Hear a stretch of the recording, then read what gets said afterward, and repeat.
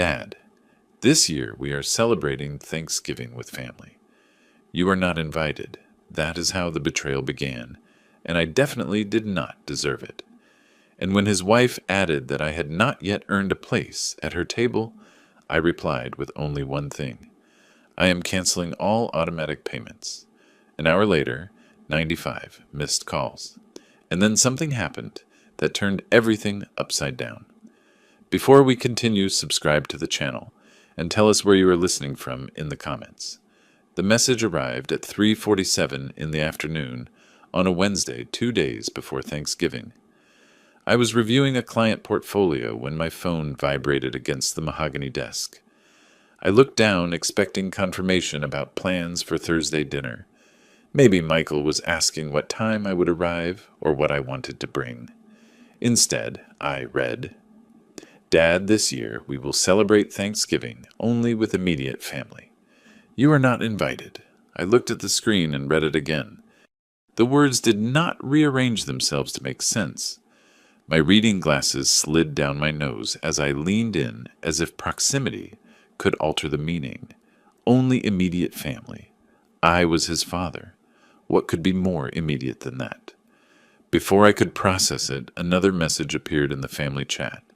Linda's name appeared with that little typing indicator, and then her words materialized like a slap in the face. Maybe one day you will earn the right to sit at the table with us, William. Not yet. I felt a tightness in my chest. I set the phone down carefully, like someone setting down something fragile that might break if handled roughly. But I was not the fragile one.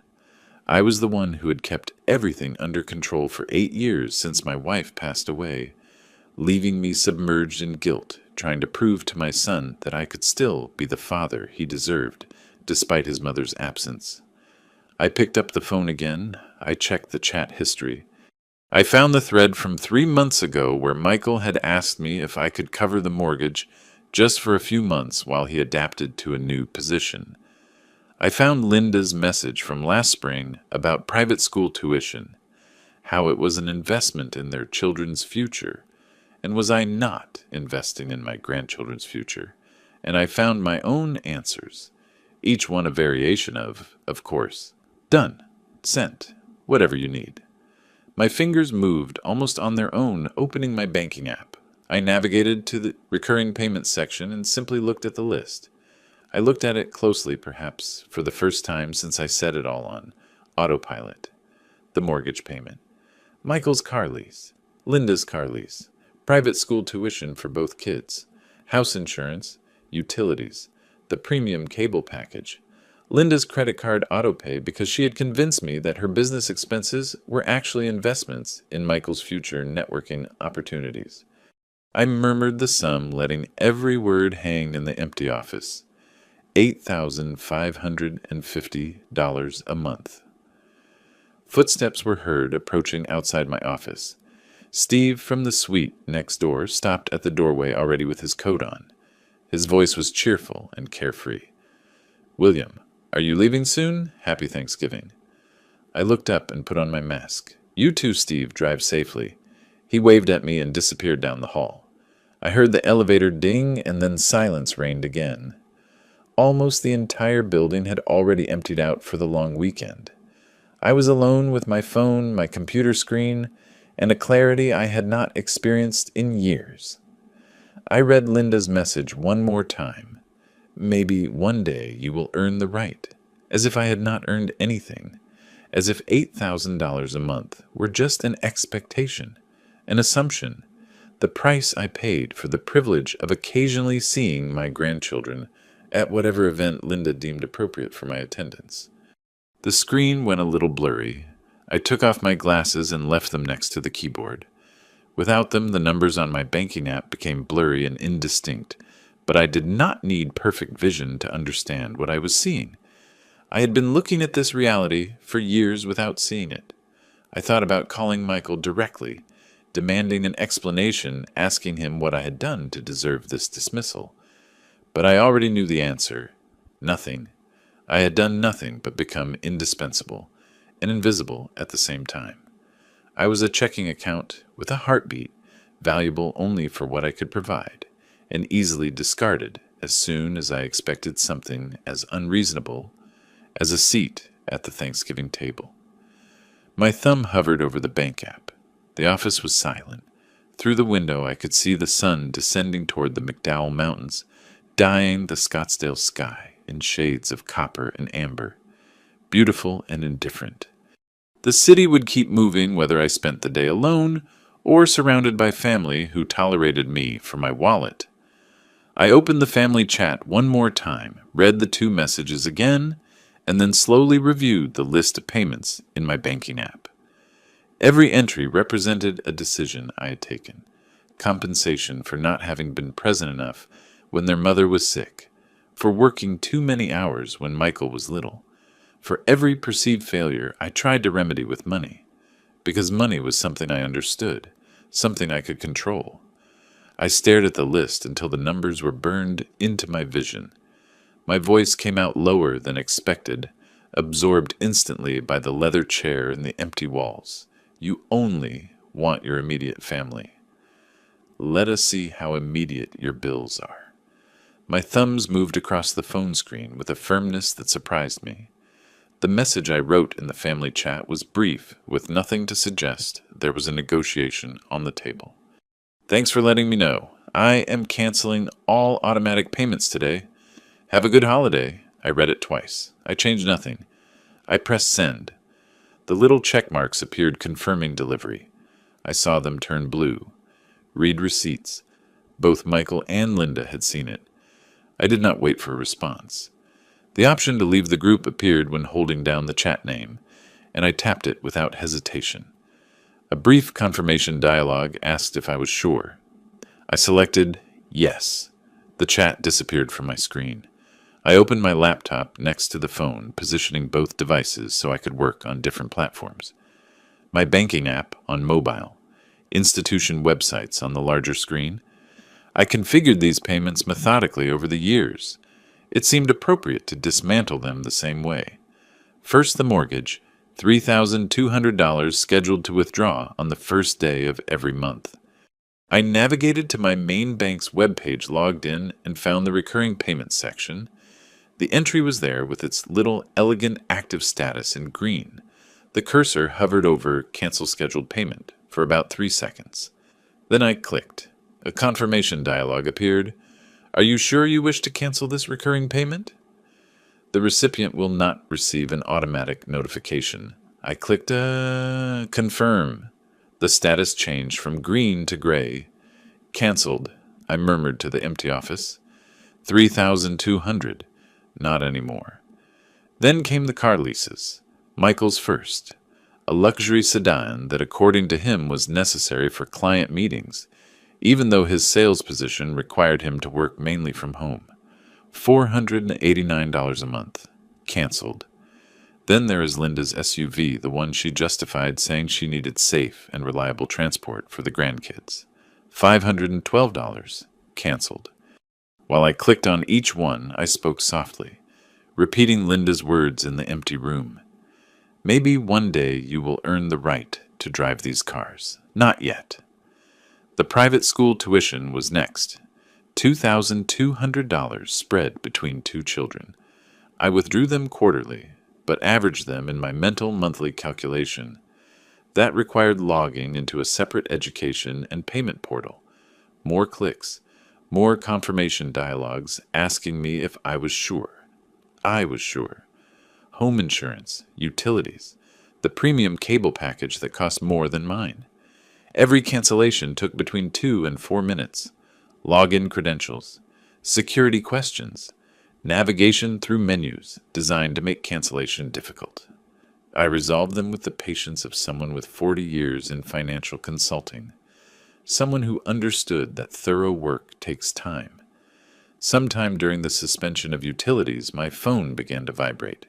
Michael's name appeared on the screen. His photo, taken 3 Thanksgivings ago when he still smiled at me, appeared next to the incoming call notification. I looked at it. I reached out without looking directly at the screen and turned the phone face down. The vibration continued for 30 seconds and then stopped. The silence lasted maybe 2 minutes before starting again. The same name, the same photo. I kept my eyes fixed on the laptop screen, clicking to cancel the automatic payment for the cable package.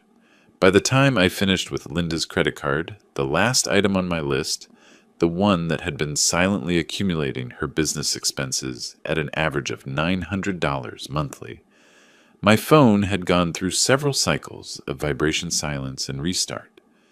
I closed the laptop with a quiet click that sounded loud in the silence of the office. The time on the screen read 7:52 in the evening. I had been working a little over an hour.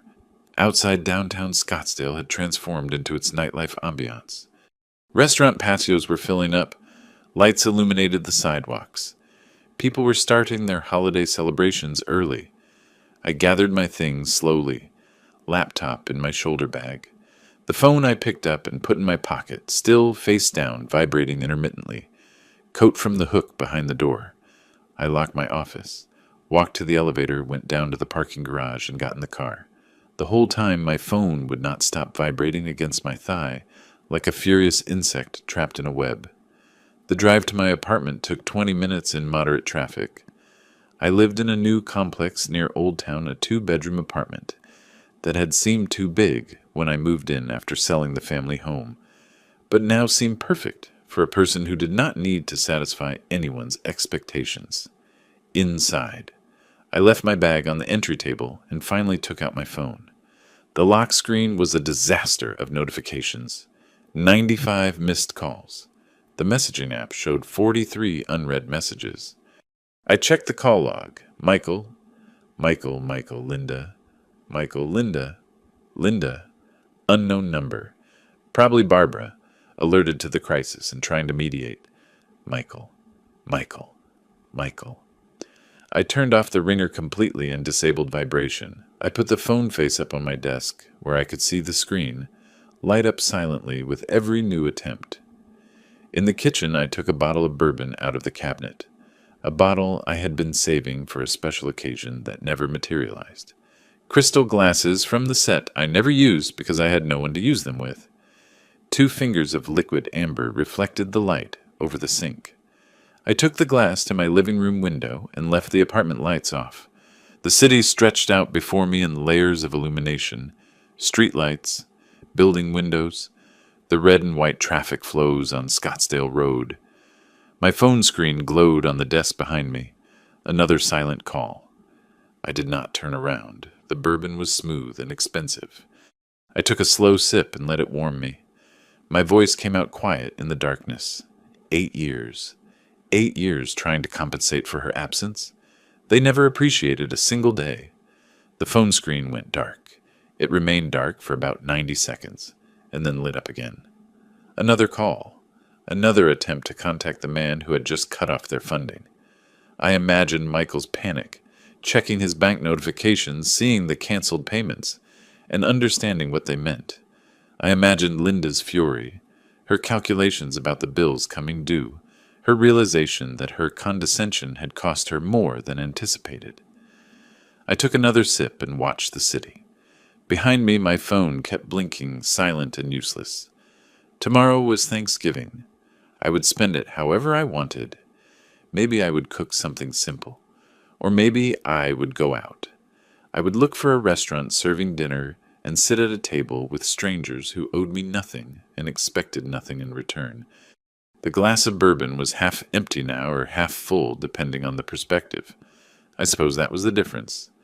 Finally, I was seeing things from another perspective, not through guilt, obligation, or desperate attempts to make up for the past. Just seeing what was actually there. The phone lit up again behind me. I did not turn around. The city lights were much more interesting. Thursday morning, I woke up in silence. No phone buzzing, no emergency call, no crisis demanding my immediate attention, just the faint November sunlight filtering through my bedroom blinds and the distant hum of Scottsdale traffic. Most of the city was preparing Thanksgiving dinners. I made coffee. My dining table became my workspace. Laptop open, notepad on the right, pen parallel to the edge of the pad. Habits from 40 years of client meetings. I opened the property documents folder on my computer and started reviewing files I had not looked at in years. First opened was the sales contract for the house in North Scottsdale. I scrolled to the ownership section and highlighted the relevant passage with the cursor. Sole owner, William Marcus. No cosigner or rental agreement listed. I bought it 6 years ago as an investment property, a place where Michael and Linda could get settled while I covered expenses. The word temporary had been used frequently in those early conversations. Somehow, temporary had become permanent. I took notes on my notepad with precise handwriting, despite the slight tremor in my fingers I had developed over the last year. Property acquired January 2018. Total price $485,000. Mortgage paid in full in 2021. Title deed in my name alone. Next came the vehicle leases. Both contracts open in separate windows on my screen. Toyota Highlander for Linda, leased March 2022. Lexus ES350 for Michael, leased August 2023. I read the fine print I had barely skimmed when signing. Primary lessee William T. Authorized driver Michael Clayton. The second vehicle did not even mention Linda. She drove it only with Michael's authorization. I murmured to the empty apartment. Sole owner, no cosigner, no rental agreement. It is cleaner than I remembered. My coffee had gone cold. I did not bother reheating it. Friday afternoon, I sat in the same chair. My laptop was open, and I set about researching in a different way. Real estate attorneys in Scottsdale. I read reviews, checked credentials, and compared lawyer listings. I have no personal contacts. I wanted someone who did not know my family, someone who would consider it pure business. The name Robert Chen appeared on 3 different recommendation lists. Real estate disputes, contract law, 15 years experience. His office was in Old Town, a stone's throw from the weekend art galleries Judith used to take me to before she got sick. I filled out his online consultation form and selected the first available appointment, Monday, December 2nd, at 10:00 a.m. Click Send. The confirmation email arrived 30 seconds later. Saturday morning, I was reading in my bedroom when my phone chimed with the doorbell camera alert. I opened the app and saw Michael and Linda materialize on my screen, standing in the hallway in front of my door. Michael raised his hand to knock, a hesitant gesture, almost apologetic. Linda was behind him, arms crossed, moving her mouth as if giving instructions. I turned up the volume. Michael's knuckles touched the door. 3 soft knocks, not wanting to bother the neighbors. Linda's voice came through faint but clear. Louder, he is probably ignoring us. Michael tried again, a little louder. I watched from my armchair with the phone screen resting on my knee as my son performed the pantomime of reconciliation. Linda stepped forward, her face twisted in frustration. William, open this door. You cannot abandon your family just like that. Her fist pounded the door hard. Michael hunched his shoulders. He reached out and touched her arm. Maybe we should go. She shook him off. She pounded again. She screamed my name 3 more times, each repetition sharper than the last. I saw her face flush in the grainy camera image. I saw Michael glance nervously toward the elevator. I watched them stand there almost 10 minutes before Linda finally grabbed Michael by the elbow and dragged him down the hall. They disappeared from the frame. I heard the elevator ding through the walls. I put the phone down. I went back to my book. Sunday night. I was at the dining table sorting documents into folders when Barbara called. I stared at her name on the screen for several rings before answering. William, please. They are desperate. Her voice trembled. Genuine distress rather than manipulation, at least at first. The children need their grandfather. Do not destroy this family for a single mistake. I kept a measured tone. I am not destroying anything, Barbara. I am simply choosing not to fund those who treat me with contempt. But they apologized. No. Linda told me I had not earned the right to sit at the table with my own family. Michael agreed with his silence. That is not a mistake. It is a demonstration of how they see me. She changed tactics. I could hear it in her breathing, the brief pause before the next sentence. How can you be so cruel? Your wife would be ashamed of you, right now. A chill invaded my chest. My wife would want me to keep my dignity. Goodbye, Barbara. I ended the call. I put the phone face up on the table and watched it light up twice more with her attempts to call back. I did not answer. The apartment felt especially quiet after that. I organized the last folder, slammed it shut, and stacked it with the others. I leaned out my window and watched the Sunday afternoon traffic, the restaurants with their orange outdoor heaters, lit couples walking their dogs, the daily rhythm of those not spending the holiday weekend remembering family failures. I spoke to the empty room. Everyone thinks money is synonymous with love. No one asks what love is worth without respect. My reflection in the window glass looked older than 62 years, tired but not defeated. There was a difference between exhaustion and surrender, and I had spent too many years confusing them. Monday morning would arrive. The lawyer would review my documents, and we would begin the work of dismantling what I had built. My phone notification light blinked ceaselessly, more messages I would not read that night. Outside the city continued its weekend of disconnection, oblivious to the small domestic war, waging in voicemails and doorbell recordings. I moved away from the window, made a simple dinner, and ate it at the table where my laptop and notepad awaited the next day's phase. The silence was no longer uncomfortable, but clarifying. Monday morning arrived with the clarity that arises after an irreversible decision. I showered, dressed in dark gray trousers and a button-down shirt, business casual, the uniform of a man who still went to the office daily and understood the difference between casual and sloppy. I gathered my documents into the leather portfolio my first firm had given me for retirement, back when retirement seemed like something that only happened to other people. I drove from my apartment to Old Town Scottsdale and parked in the public lot near the art galleries. I walked 3 blocks in the crisp December air to Robert Chen's office, a modest 2-story adobe structure with desert landscaping that somehow managed to look professional and modest at the same time. I pushed open the glass door exactly at 10. The receptionist directed me to a conference room where Robert waited. He was younger than I expected, maybe about 45, with black-rimmed glasses and a firm handshake that denoted confidence rather than aggression. "Mr. William, please have a seat." I sat across his desk, placed my portfolio on my lap, and unzipped it calmly.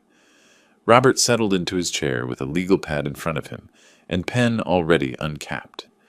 "I reviewed the basic information from your inquiry form," he said, "but I would like to see the documents. Let us start with the deed to the house."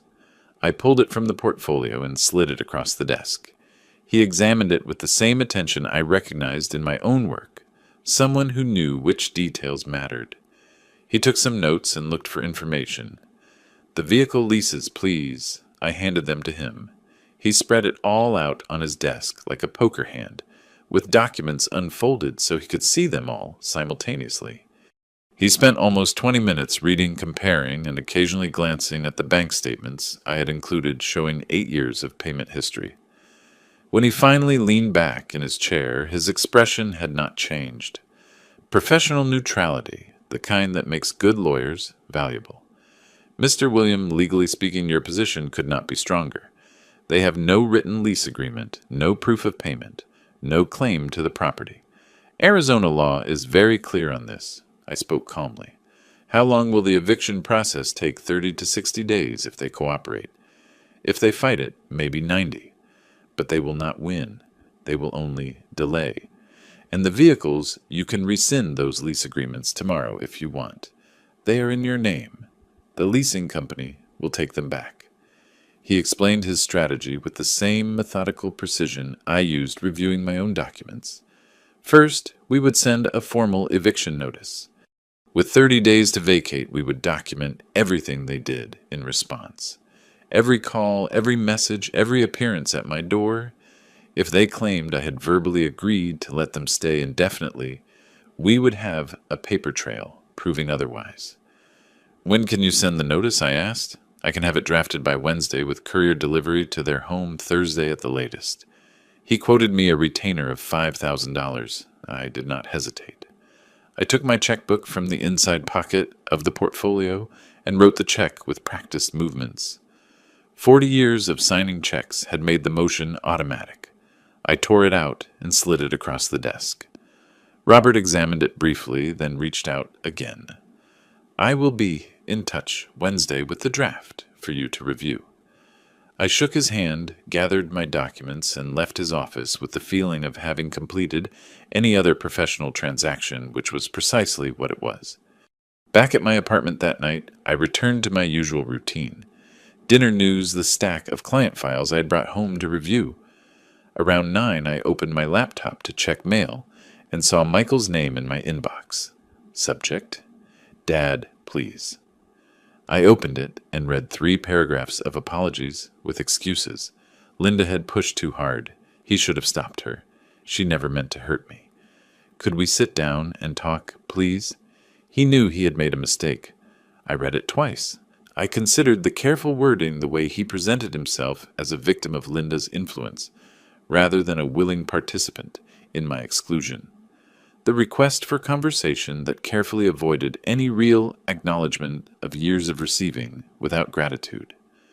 I murmured at my screen 8 years too late for that conversation. I moved the cursor to the archive button and clicked once. The email disappeared from my inbox. Wednesday passed quietly. Thursday afternoon, I was in my office reviewing my portfolio allocation when my desk phone rang, sounding like a thunderclap. "Mr. William, there is a man in the lobby claiming to be your son and requesting to see you. He is becoming disruptive." I looked at my computer monitor and switched the interface to the building security camera, a feature available to senior staff precisely for these situations. I selected the lobby camera. Michael appeared on the screen, pacing near the elevator. His gestures were jerky and agitated. The security guard stood between him and the elevators, professional but firm. "Should we call the police?" the guard asked over the phone. I saw Michael raise his hands. I saw his mouth move as if he were shouting. I saw him point at the elevators, at the guard, and back at the elevators. The desperation was visible even through the grainy camera image. "No," I said, "just escort him out. Do not let him back in." I stayed on the security feed after hanging up. I saw 2 guards approach Michael. I saw him argue, shoulders hunched, just like at my apartment door. I saw him finally turn toward the exit, surrounded by security, his whole body radiating defeated fury. The lobby returned to its usual rhythm. People entering, leaving, crossing toward elevators, undramatic. I went back to my portfolio allocation spreadsheet and spoke softly to my empty office. "You wanted to exclude me from the table, Michael. Welcome to the same feeling." My phone showed no new messages. The workday continued its usual course. Outside my window downtown, Scottsdale went on normally. The lunch crowd dispersed. Afternoon meetings began the city indifferent to small family catastrophes. I returned my attention to the numbers on the screen. Asset allocation risk assessment. The comfortable language of a profession with meaning where value could be calculated and consequences predicted. Not like family where 8 years of payments and gifts earned you only contempt and a Thanksgiving exclusion. The office was quiet, professional, mine. I closed the portfolio file and opened the next one. Monday morning arrived with the weight of inevitability. I was at my desk reviewing a client's portfolio, rebalancing it when my phone chimed. Text from Robert Chen. Notice delivered. Signed at 10:47 a.m. The 30-day period begins today. I read it twice. I saved a screenshot in the folder I created specifically for this process. Legal documentation. December 2024. I returned to the spreadsheet on my screen. The portfolio needed attention. Mrs. Henderson was 73 years old and risk-averse. Her investment had drifted too far into equities. I took notes on possibly transferring 15% to municipal bonds. My office phone rang 40 minutes later. Michael's number was on the caller ID. I answered expecting his voice. Instead, Linda exploded over the speakerphone. "You cannot do this. It is illegal. We have rights. You are a cruel old man, and we will sue you for everything." Her words tripped over each other, fury and panic mixed in a shrill sound. I held the phone slightly away from my ear, waiting for her to stop to breathe. When she finally did, I spoke calmly. "Everything is legal. Speak to your lawyer." I pressed the red button. The line cut. I opened my contacts list, found her number, selected block. A small dialogue appeared asking if I was sure. I confirmed. Her number disappeared from my available contacts. The rest of Monday passed without incident. Client calls, portfolio review, a lunch with a prospective client consolidating retirement accounts. Normal work, the kind that had sustained me for 4 decades. Numbers made sense. Risk was calculable. Consequences followed predictable patterns. Tuesday and Wednesday continued the same way. I heard nothing from Michael or Linda. I assumed they were consulting their own lawyer, finding out what Robert had already told me. Contesting this would be expensive and futile. Thursday afternoon, I was reading at home when the doorbell rang. Not the camera alert that sounded when someone approached the building entrance, but the doorbell to my apartment door. I checked my phone camera. Barbara was in the hallway, alone. She looked tired, sad. She raised her hand to knock again.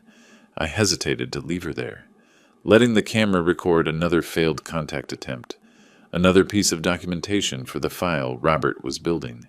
But it was Barbara Judith's mother, a woman who held my hand at the hospice even when she knew I had not been good enough. I opened the door. I opened it. "Hello, Barbara."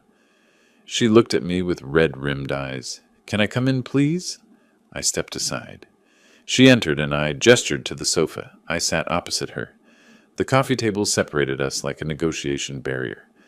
Maintaining intentional distance, she sat with her purse clutched in her lap, hands working the leather strap. "William, please. The children Emma and Jack will lose their home right before the holidays." Michael made a mistake. "Yes, but families forgive. Do you not remember how much your wife valued family?" I let her speak. I listened as she went through every argument I expected. The grandkids would suffer. Michael was sorry. We all make mistakes. Family was supposed to be forever. For almost 2 hours she sat there twisting a tissue into shreds. Her voice alternated between pleading and reasoning. I remained in the armchair, hands resting on the arms, posture upright but not rigid, attentive, impassive. Finally, she resorted to her last weapon, the one I knew was coming. It would break your wife's heart to see this. She wanted you to be the bigger person, to forgive. I leaned forward and spoke with serene intensity. "My wife would want me to maintain my dignity, Barbara. She did not want me to be an ATM. Love does not look like this." But Michael, he did not mean it. He showed me exactly what I meant to him. A source of income, not a father. There is a difference between family and those who exploit you.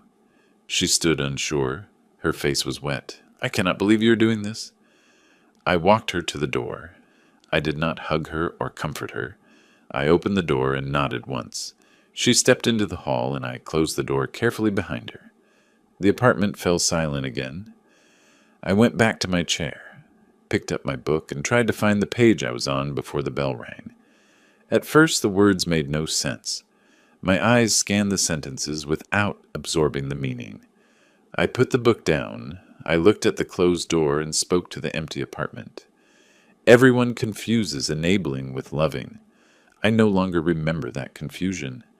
The afternoon light was fading outside my windows. Traffic noise from Scottsdale Road could be heard. Someone's TV played faintly down the hall, a holiday sale commercial. Cheerful voices promising perfect gifts. I thought about Barbara's face as she left, the genuine pain she felt. She thought she was helping.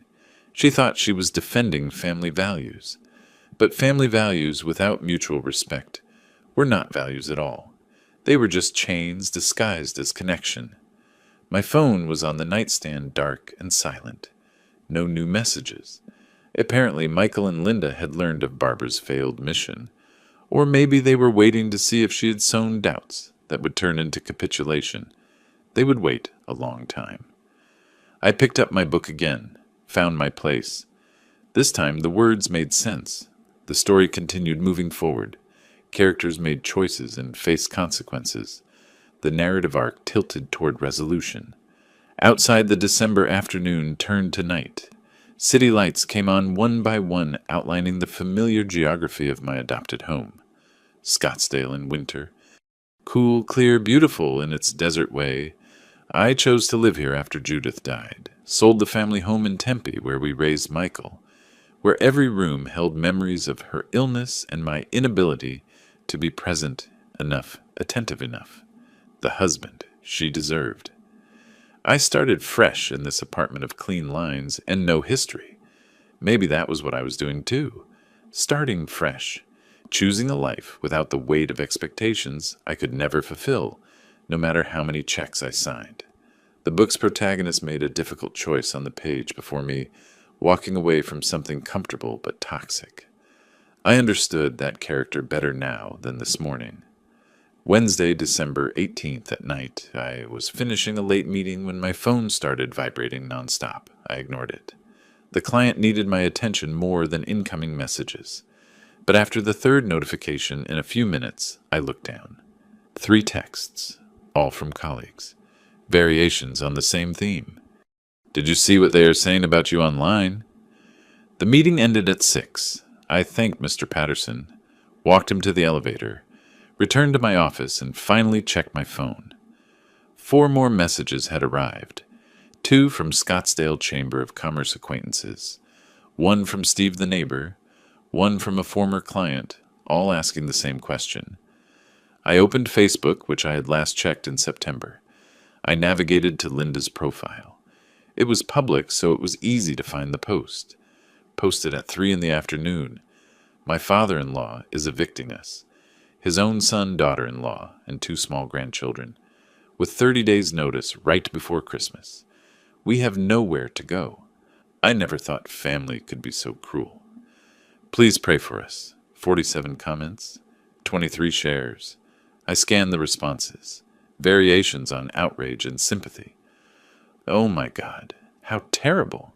What kind of person does this, poor babies? I closed the app. I sat in my office chair staring at the dark phone screen. This was the strategy shift Robert had warned me about. When legal options fail, people turn to public opinion, the court of social media instead of the court of law. I opened my photo gallery, found the screenshots I saved in November, the family chat messages, Michael's exclusion, Linda's condescending words about my right to sit at their table. I wrote individual text messages to 2 colleagues I had known for 20 years. I attached the screenshots. My message was brief.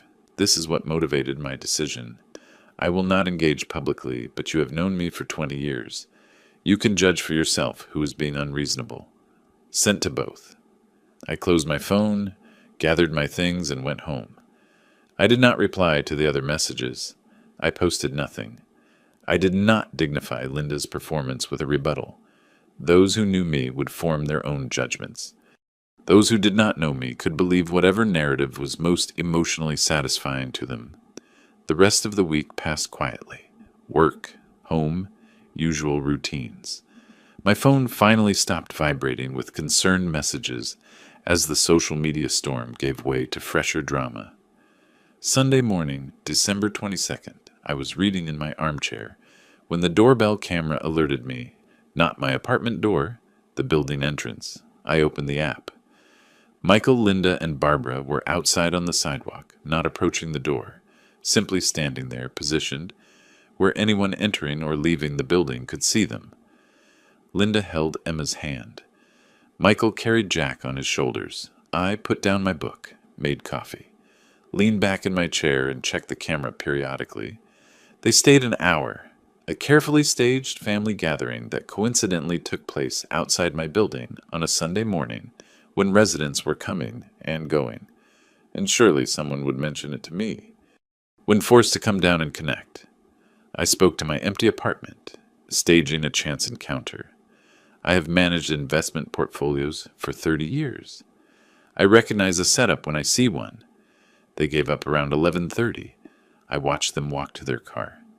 Michael had slumped shoulders, Linda with jerky, accusatory gestures, Barbara following closely, looking defeated. Christmas arrived on Wednesday. I had reserved at the Mission an upscale restaurant in Old Town that remained open during the holidays. I wore a casual blazer and dark trousers.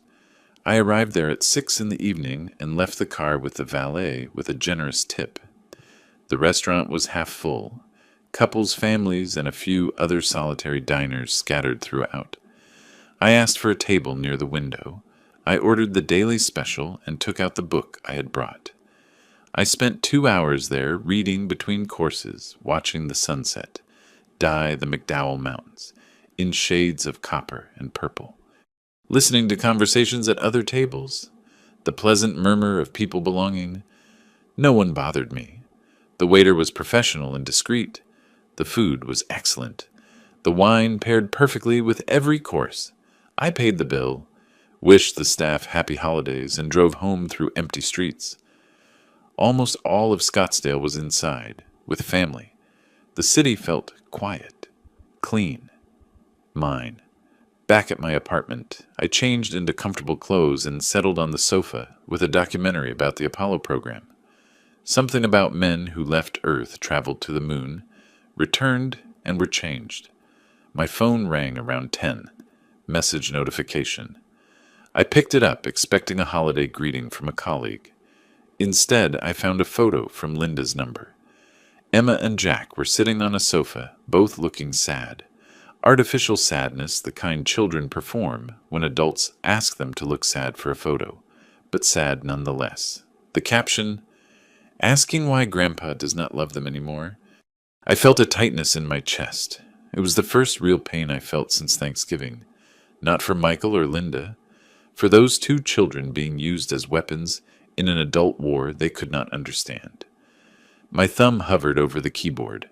I could write something. I could try to explain. I could tell them it was not about them. It was not about love. It was about boundaries, respect, and consequences for cruelty. But explaining it to Emma and Jack meant interacting with Linda. It meant opening a door I had deliberately closed. It meant giving her what she wanted. It was proof she could still reach me, that she could still manipulate me with guilt and her grandchildren. I stared at the photo for a long time. Then I deliberately locked the phone screen, turned it face down on the coffee table, spoke quietly to the empty room. "I'm sorry, Emma. I'm sorry, Jack. But this is not about you." The documentary continued on my TV. Engineers solving impossible problems. Astronauts learning to walk on a surface where no human had walked before. Men making difficult decisions in unprecedented situations. The phone remained face down. Silence. Outside. Christmas night loomed over Scottsdale. Families opening gifts. Eating leftovers and arguing about whose turn it was to load the dishwasher. Normal domestic rhythms in normal domestic spaces. I had chosen something different. I had chosen boundaries over belonging, dignity over dysfunction, but choosing did not make it painless. The documentary ended. I turned off the TV, sat in the dark apartment watching city lights through the window. The same view I had seen the night I canceled all payments. The same moment of recognizing what I had become. Convenient, disposable, valued only for what I offered. The phone remained face down. The photo went unanswered. Tomorrow would be December 26th. 15 days left until the eviction deadline. 2 weeks for Michael and Linda to find another place to live. Pack their belongings. Adapt their children to a new reality. Part of me wondered if they were really looking for housing, or if they still counted on breaking my resolve, still believing that given time the right manipulation would work, the right emotional leverage would make me cave. They did not understand what they had done that Wednesday before Thanksgiving. They did not grasp that the cruelty had not been the rejection itself, but its casualness. The assumption that I was so beneath them, they did not even need to be diplomatic about excluding me.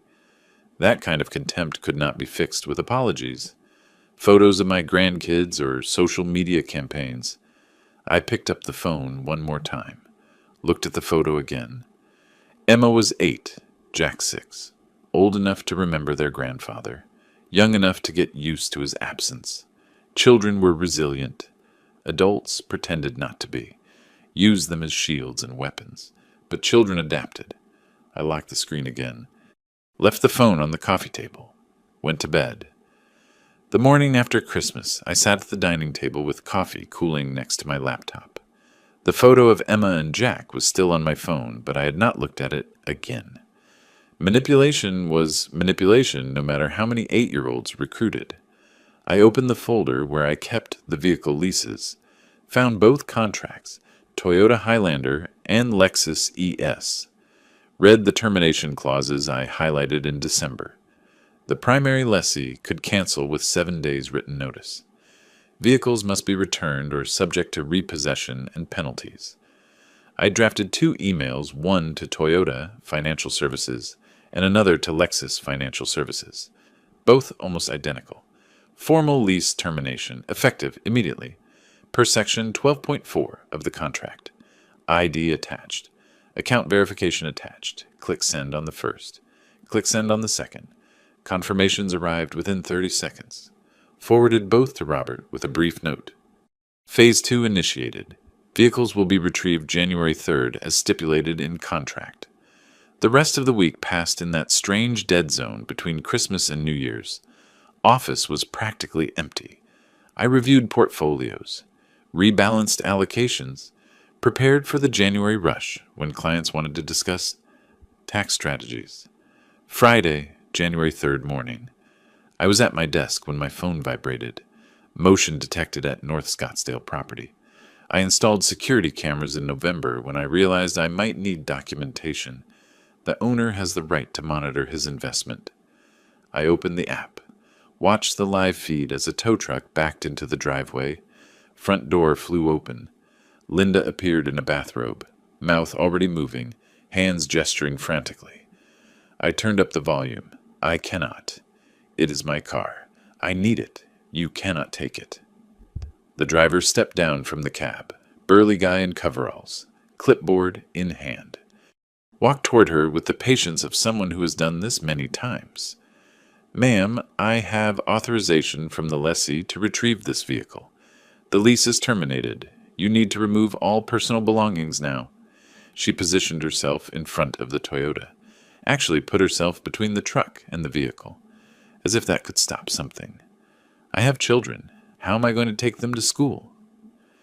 The driver showed her papers, pointed to specific lines. Even from the camera, I could see her face go through a series of emotions. Disbelief, rage, despair. She pulled her phone from her robe pocket, started dialing. Probably Michael, probably me. Did not matter. The driver gave her 5 minutes to clear her stuff from the car. Watched her throw doors open and pull out random objects, a sweater, some toys, a reusable grocery bag. Then he winched the Highlander onto the flatbed and drove away.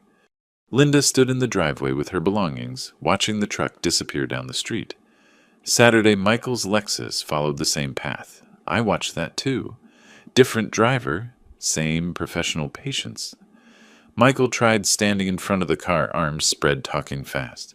Driver made a call, probably to the leasing company, maybe police. Michael slumped, stepped aside. The Lexus vanished on another flatbed. My phone started receiving texts from numbers I did not recognize. Linda must be borrowing phones now that hers was blocked. I read them without replying. Variations on despair and fury. Then I added each new number to my block list. The week between vehicle recovery and eviction deadline felt longer than it probably was. Went to work, came home, checked security cameras, occasionally seeing Michael and Linda loading boxes into a moving truck they had rented. Thursday, January the 9th night, I sat in my dark apartment with only my laptop screen glowing. Opened security feed and watched. Michael and Linda making trip after trip. Boxes, furniture, lamps. Everything they had accumulated over 6 years, living rent-free. Their movements were mechanical. Exhausted, they did not seem to speak to each other. Around 9 p.m., the U-Haul finally pulled away from the curb. Michael driving, Linda in the passenger seat, both staring straight ahead through the windshield. The house stood empty under streetlights. I closed the laptop, sat in the dark for a while. Felt relief, not triumph. This was not victory. It was just the end of an unsustainable situation, like finally selling a bad investment. You did not celebrate. You just stopped losing money. Friday morning, I drove to the North Scottsdale house, used my key to open the front door. Sound echoed in the empty space. I walked slowly through every room, my footsteps too loud on hardwood floors. The house smelled of cleaning products and abandonment. They had tried to leave it presentable, probably hoping I would not claim damages. In the hallway, I found scratches on the wall, looked like furniture scraped it during the move. In the living room, a dark stain on the carpet near where the sofa had been. Probably coffee or wine, too set to clean. I photographed both, not because I planned to do anything about it, just documentation. Proof of what was left behind. My phone vibrated. Text from Robert. "Move out clear," I replied. "House inspection complete. Minor damages noted. What is next step?" His reply was quick. "Document everything but do not pursue financial claims. It will look petty and vindictive. You have already made your point. Let them go." I read it twice. He was right. Chasing them for a carpet stain and wall scratches would ruin everything. Make it look personal instead of principled. Understood. Proceeding with next steps. I took one more walk through the empty house.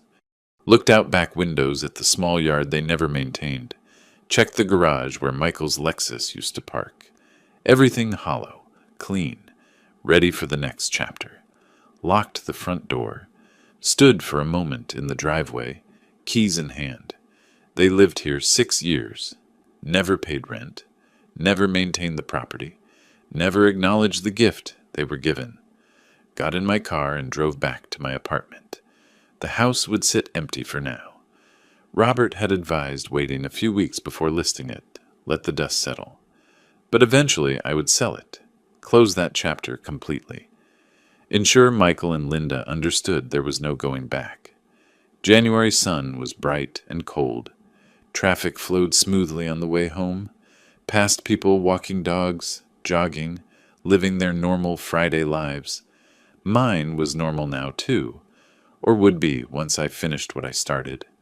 Parked in my building garage, took the elevator up, opened my apartment door and walked into the quiet space that was mine and no one else's. No one expecting money. No one sending manipulative texts.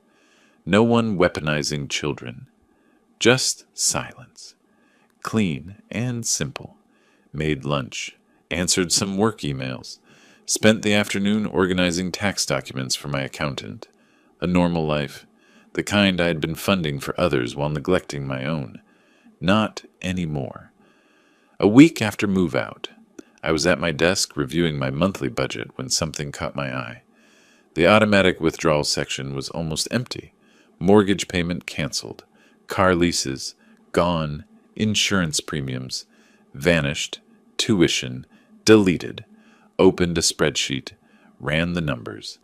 $8,550 monthly, staying in my accounts now, updated my retirement projections, watched the compound interest calculations adjust upward.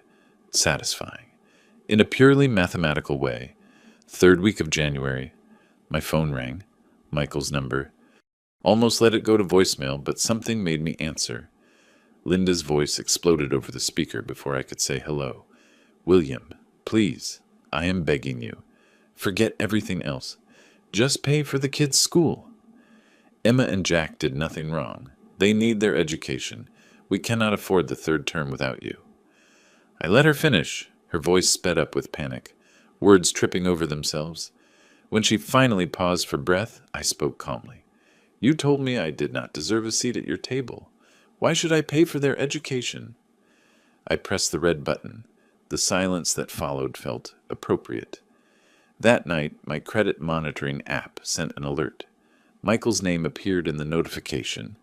We had connected years ago when I added him as an authorized user on one of my cards, a connection that still showed linked accounts. His credit score had dropped 118 points. Collection activity detected. I reviewed the details without doing anything. Closed the app. Went back to the book I was reading. Financial consequences were unfolding exactly as they inevitably would. When you live beyond your means and your safety net disappears, math becomes ruthless. Early February, I received a thick envelope in the mail. Address written in careful, childish handwriting. Crayon drawings decorated the edges. Flowers, hearts, and stick figures. I opened it standing by the dining table. Pulled out lined paper with clear lettering. Dear Grandpa, please forgive Mom and Dad. We miss you. Love, Emma and Jack. Held it up to the light.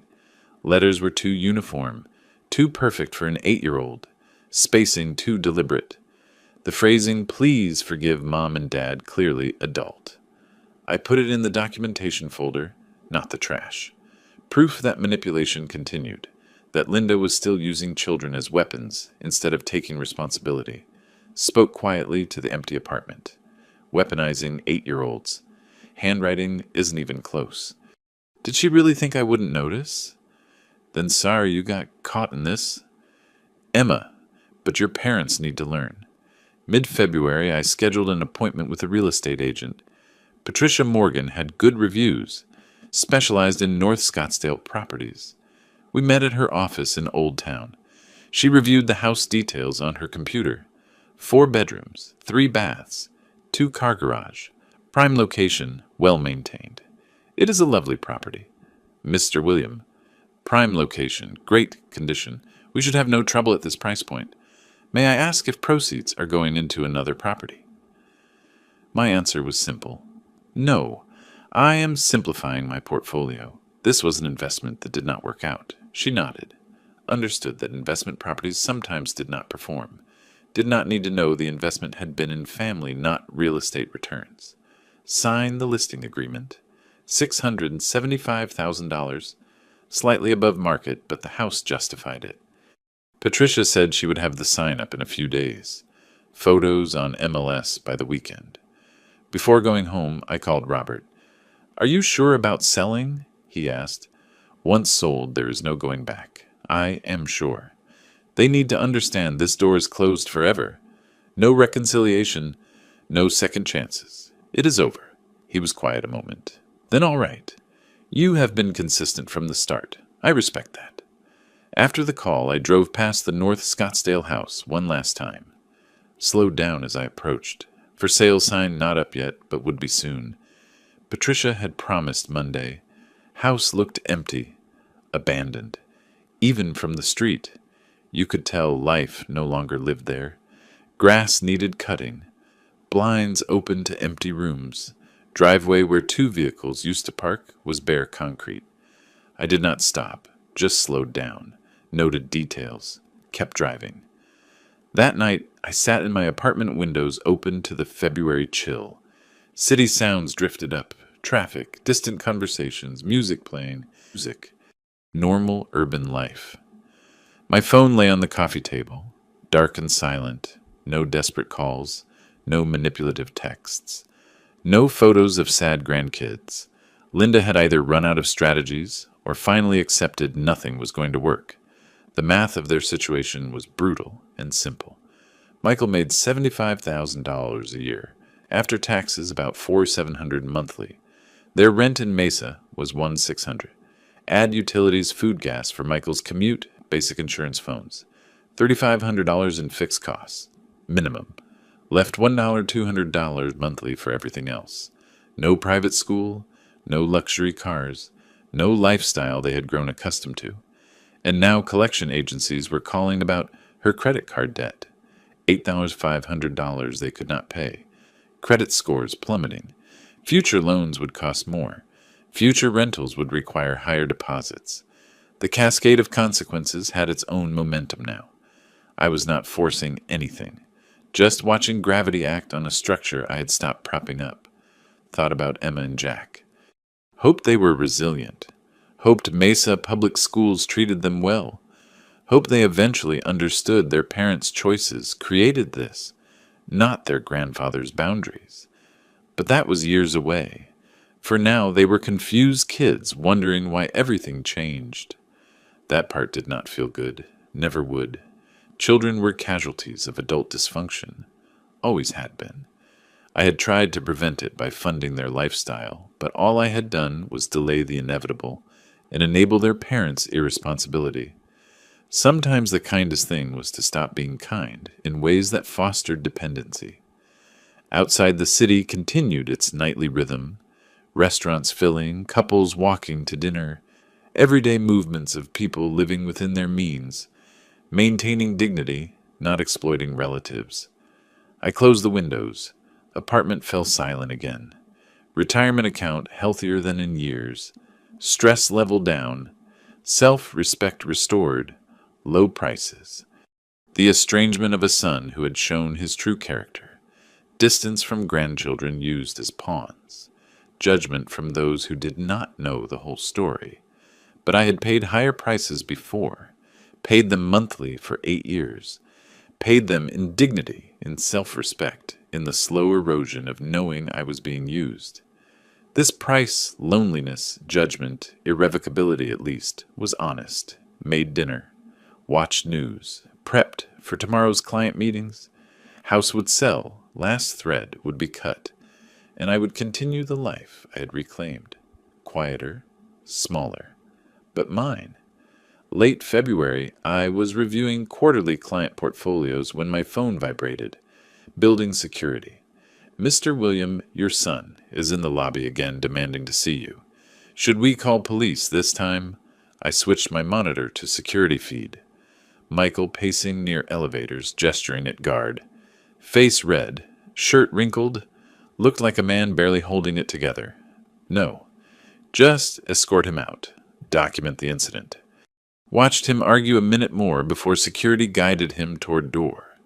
Shoulders slumped, defeated, felt pity, but it was distant, clinical, like watching a stranger deal with a problem they created. That afternoon, an email arrived. Subject: You are destroying us. Opened it. Read Michael's accusations, my vindictiveness, how grandkids were suffering, how he was telling everyone the truth about what kind of father you are. Archived it without reply. Let him tell whoever he wanted. Those who knew me would form their own judgments. March 1st, I drove to the coffee shop where Barbara had asked to meet. She was already there, hands clutching a cup, eyes red from recent crying. Please, William, for my daughter's sake, there has to be a way to fix this. I sat down, took out my phone, opened the folder of screenshots kept since November, slid device across table. She read Thanksgiving messages, Michael's exclusion, Linda's words about earning the right to sit at their table. Watched her face transform pleading to shock. 8 years, I said quietly. Over $100,000 a year, and I did not even deserve an invite to Thanksgiving. Scrolled to more proof. Bank statements showing payments. Lease agreements in my name. House deed. Every document presented with precision of financial presentation. Barbara started crying, hand over mouth. I did not know. Michael told me you cut them off for no reason, that Linda was trying to help manage your finances, and you got angry. This, she pointed at phone, is completely different. They excluded you from Thanksgiving, then told me I had to earn the right while I paid for everything. She wiped tears. My daughter would be so ashamed of how Michael turned out. She always worried he depended too much on you, that you were too generous. She was right. Reached out, touched her wrist gently. I do not blame you, Barbara. You did not know. But I will not be manipulated any more, not even by people I love. Your daughter understood dignity. She wanted me to keep mine. She nodded, squeezed my hand. Alliance shifted in that moment. Not against Michael, but toward truth. Mid-March, my phone rang. Patricia Morgan. Mr. William, excellent news. We have an accepted offer, $670. Or cash buyer, 30-day close. Thanked her. Ended call. Sat in office chair, letting it sink in that last physical link was broken. When sale closed, I netted $460,000 after clearing mortgage and fees, met with financial advisor, moved it into municipal bonds and dividend stocks. Conservative, stable, funding my retirement, not someone else's lifestyle. April Michaels served with court summons. Credit card company suing for $11,200. Original debt plus interest and fees. Court ordered wage garnishment, 25% of his paycheck. Did not hear from Michael, but from credit monitoring app, still showing linked accounts from years ago. Saw alert without emotion. Cascade of consequences now had its own momentum. Early May, Detective Rodriguez from Scottsdale PD called. Mr. William, need to ask some questions regarding complaint filed by Linda Willis, alleging financial exploitation. Kept calm. Will have my attorney contact you with all relevant documentation. This is a false claim. Send everything to Robert. 2 days later, Rodriguez called back. Mr. William, we reviewed everything. No investigation needed. Sorry for disturbance. False police report destroyed whatever shred of sympathy remained for Michael and Linda. Filing official reports with demonstrable lies was not just desperate, it was destructive. People who had been neutral now understood who was really in the wrong. Robert called after. Filing false police report was serious error on their part. She has put her dishonesty on record. If they try anything else, we can file harassment charges. Let it go, I said. They are destroying themselves without my help.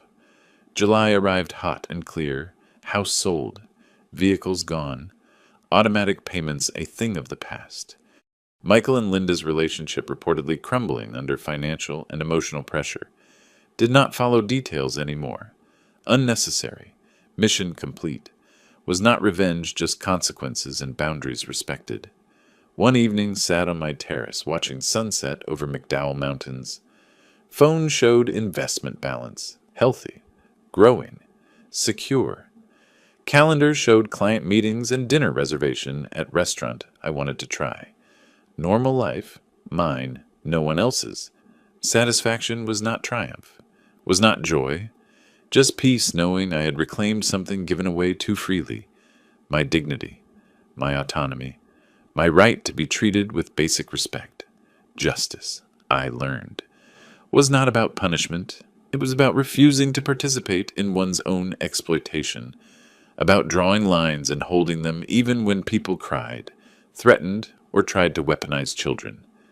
Sunset painted sky layers of orange and purple. Beautiful. Indifferent. Mountains did not care about family dramas, financial fallouts, or revenge stories. Neither did I. Not really. Story was over. Only living the life I reclaimed remained. August 1st arrived with morning heat already building. Sat at dining table with coffee laptop, open checking emails, quarterly reports, meeting confirmation junk mail about extended car warranties, and then Michael's name in inbox, subject. I get it now. Almost deleted without reading. Almost. But cursor hesitated. Clicked. Dad, I get it now. We were wrong. I was wrong. Not asking forgiveness because I do not deserve it. Just want you to know I do not blame you anymore. You did what you had to do. Trying to be better for Emma and Jack. No signature, no love Michael. Just those words, read twice, hovered cursor over reply, started typing. I appreciate that. Stopped. Deleted. Started again with thank you. Stopped again. Finally closed email without replying.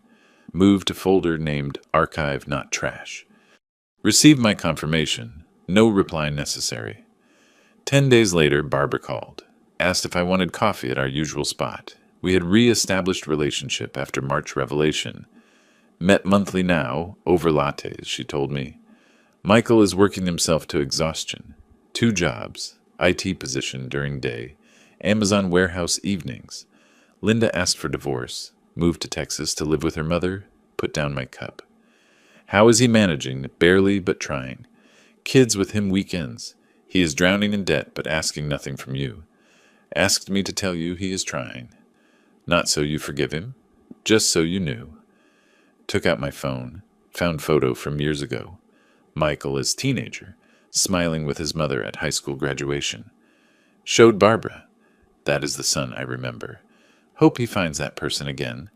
She nodded, sat in comfortable silence a moment, then asked carefully, Barbara, I know Emma and Jack visit you weekends. Would it be possible not now, but someday to see them at your place? Not as part of fixing things with Michael. Just separately. She reached out, squeezed my hand. Think that would be good for everyone? Michael will not object. He knows he destroyed that relationship, and kids need good people in their lives. Next weekend drove to Barbara's house in Phoenix. Carried bag with board game I bought. Ticket to ride. Age appropriate engaging. Emma and Jack in living room when I entered. Froze. That is great-grandma's friend, Barbara said smoothly, not forcing Grandpa label. Within an hour we were sitting cross-legged on floor. Little hard at 62, but worth it playing game. Handed dice to Emma. Showed Jack how to count spaces. Let afternoon unfold naturally.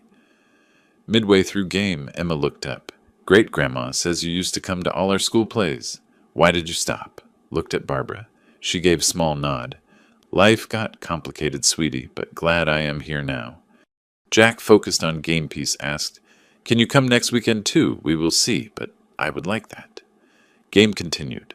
Laughter, simple conversations, no agenda other than being present. Leaving Emma gave goodbye hug. Jack waved from behind Barbara's leg, still shy but warming up. Drove home feeling something unexpected. Not triumph, not vindication, just peace. Last evening of August, stood on terrace, sipping iced tea, watching sun dip over mountains. Phone showed financial dashboard. Retirement accounts healthy. Cash reserves strong. Monthly budget clear, simple. 9 months since Thanksgiving. 9 months since text, telling me I had not earned right to sit at their table. Thought briefly of Michael in warehouse. Emma and Jack in smaller school. Felt neither guilt nor glee. Just acceptance of consequences and boundaries maintained. Switched to photo gallery. Found picture from Barbara's house. Kids and I laughing over board game. Allowed myself small smile. Had not won back family. That was no longer goal, but had won back myself. My dignity. My autonomy. My right to be treated with basic respect. Investment proceeds sat safe in conservative funds. No parasitic payments draining accounts. No manipulative texts arriving at midnight. No photos of sad grandkids designed to weaponize my love. Just my life, clean, simple, mine. Sky turned amber and pink. City below began evening transformation. Lights coming on. Traffic patterns shifting. People going home from work or out to dinner. Spoke softly to empty terrace. 9 months. Feels longer. Feels like different life. Then quieter. I do not need them to be sorry. Just need them to stop taking. And they have. Michael was learning consequences. Working 2 jobs. Managing debt. Parenting virtually alone after Linda jumped ship. Same single parenthood I experienced after Judith died. Though mine by death, not choice. Maybe he would come out better for it. Maybe he would find that teenager and photo the one with potential before entitlement and manipulation became his operating system. Or maybe not. Either way, not my responsibility anymore. Had given advantages, education, support, free housing, vehicles, tuition. They transformed them into expectations, rights, then used them as weapons when I failed to meet expectations. Sunset deepened. Mountains turned purple in fading light. Hawks circled on thermals, riding air with natural grace. Had spent 40 years building financial security. 8 of those years hemorrhaged money into Michael and Linda's lifestyle, while they treated me with contempt. Now bleeding stopped, wound healing, scar tissue stronger than original skin. Phone vibrated. Barbara texting. Kids asked when you were coming back. Are you working next Saturday? Replied. We'll be there. Put phone down. Watched last sliver of sun disappear behind mountains. Sky burned brilliant orange, then faded to deep blue. Justice was not revenge, not punishment, was not even about being right. was simply refusing to fund your own disrespect, drawing boundaries, maintaining them, living on own terms, even when those you loved tried to dictate them through manipulation and guilt. Had drawn those lines, held them, reclaimed my life. Terrace cooling now. Evening breeze carried scent of desert sage and distant mesquite. Inside apartment waited. Quiet, organized, peaceful. Tomorrow, client meetings. Portfolio review. Maybe lunch with colleague. Normal life. Kind I had been too busy helping others live to fully inhabit myself. Finished tea. Picked up phone. Took one last look at photo of Emma and Jack laughing over board game. Then turned and went inside, closing terrace door. Sunset continued, without me. Beautiful, indifferent. Exactly as it should be. If you liked this story, hit like on the video. Subscribe to the channel, and share your thoughts in the comments. To hear the next story, click the box on the left. Thanks for watching.